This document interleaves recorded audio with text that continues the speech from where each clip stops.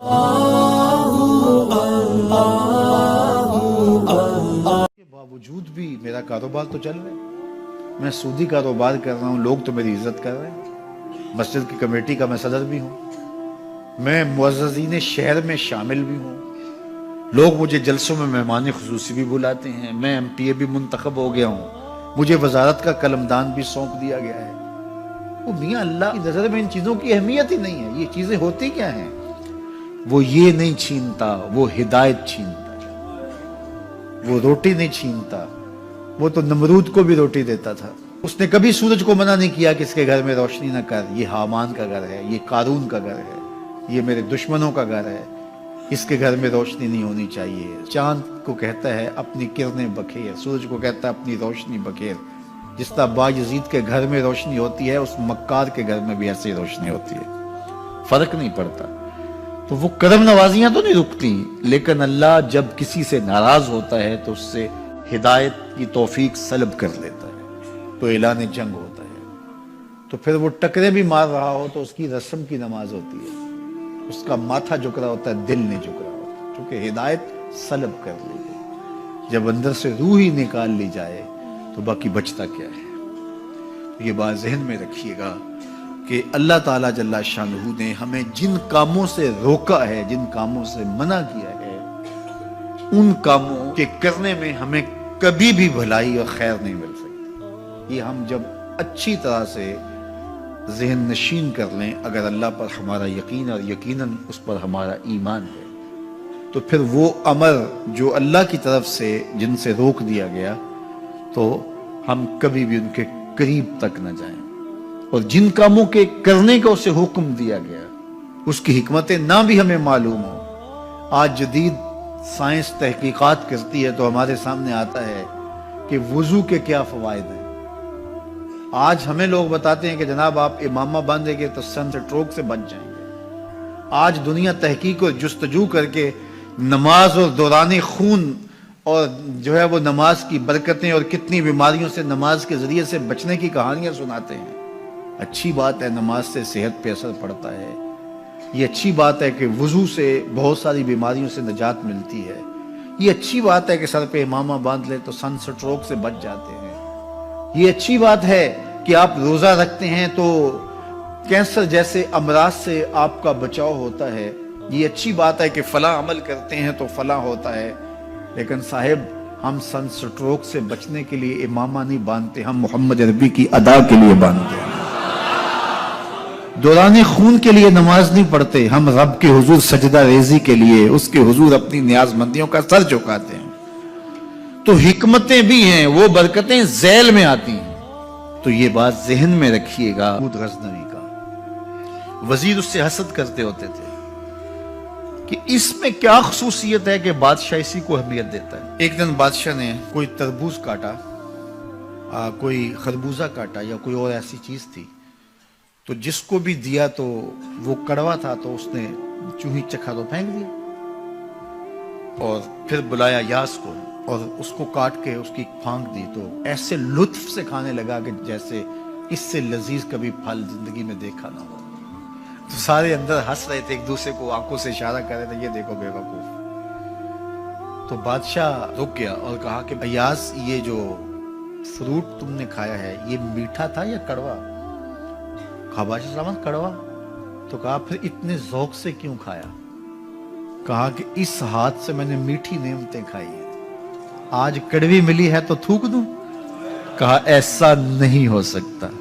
تو میاں کڑوا ہو تو وہ بھی قبول کیا جائے، نفس پہ شاک ہو۔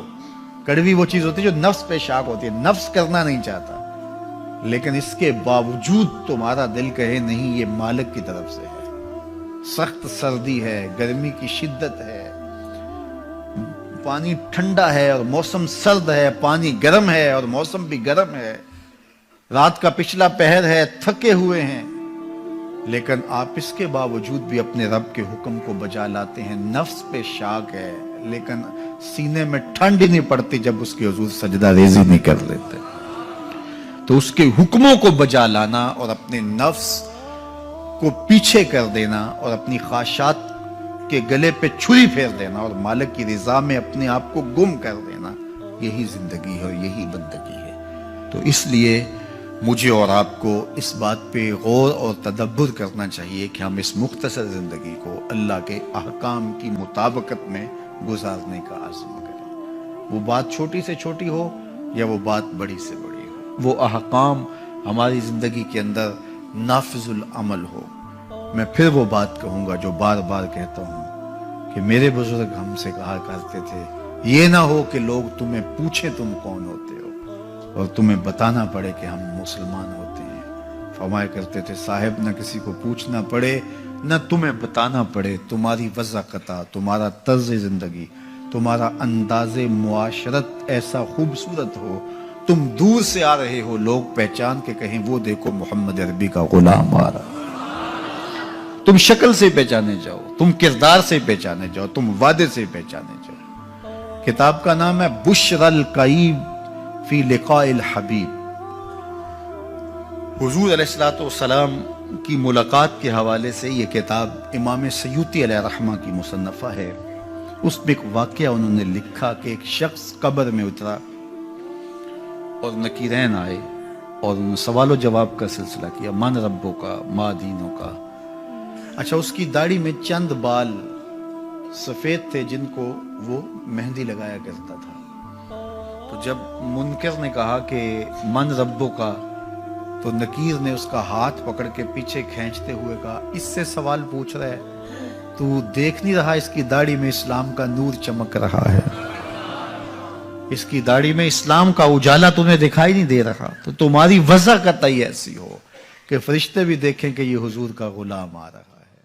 اللہ کے ذکر سے رخ پھیر لے، اللہ کی یاد سے رخ پھیر لے، اللہ کے دین سے اعراض کرے، تو پھر خدا شناسی، قناعت، توکل اور اعمال خیر تو اس سے چھن ہی جائیں گے، اس کو خود فراموشی کے عذاب میں مبتلا کیا جاتا ہے۔ اور قرآن مجید نے ایک دوسرے مقام پہ ارشاد فرمایا وَلَا تَكُونُوا كَالَّذِينَ نَسُوا اللَّهَ فَأَنسَاهُمْ أَنفُسَهُمْ، ان لوگوں کی طرح نہ ہو جانا جنہوں نے رب کو بھلا دیا، وہ بھول گئے، اپنے رب کو بھول گئے۔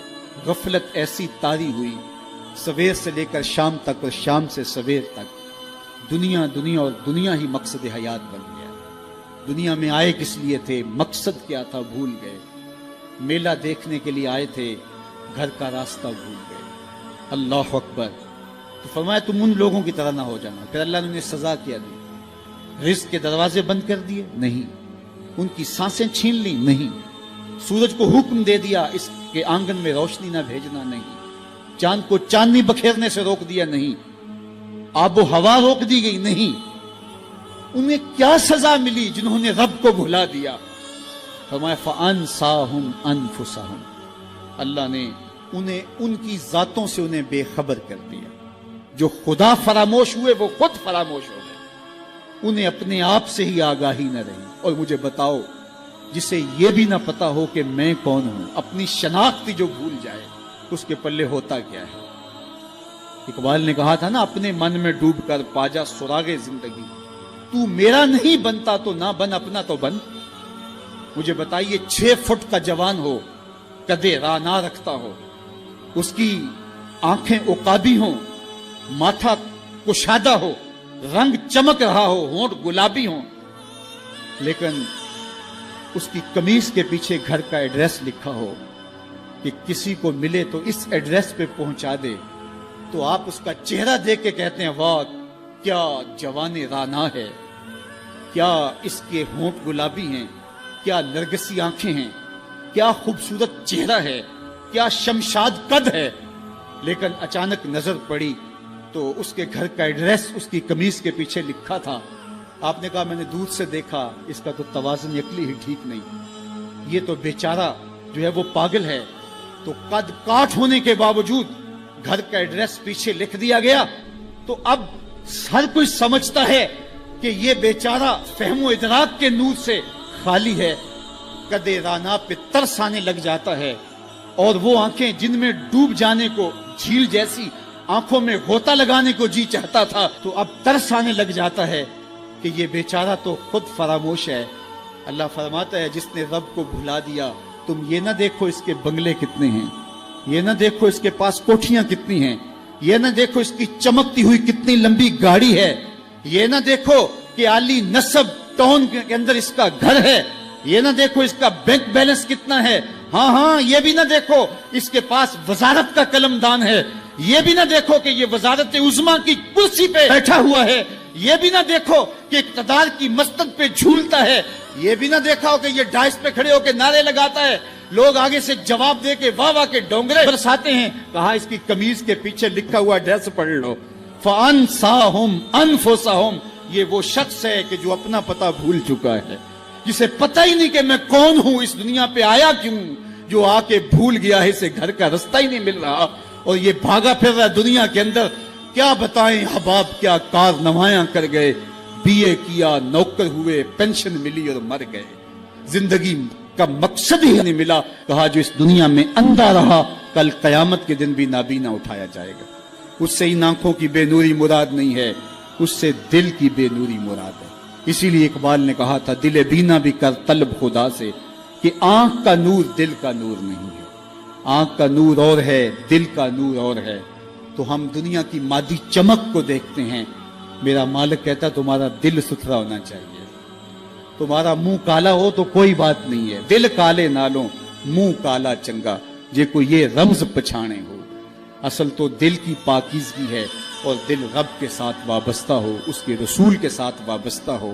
تو جس نے اللہ کے دین سے رخ پھیرا، اعراض کیا، تو پھر اس کا نتیجہ کیا ہو کہ اس کی زندگی تلخ ہو جائے گی۔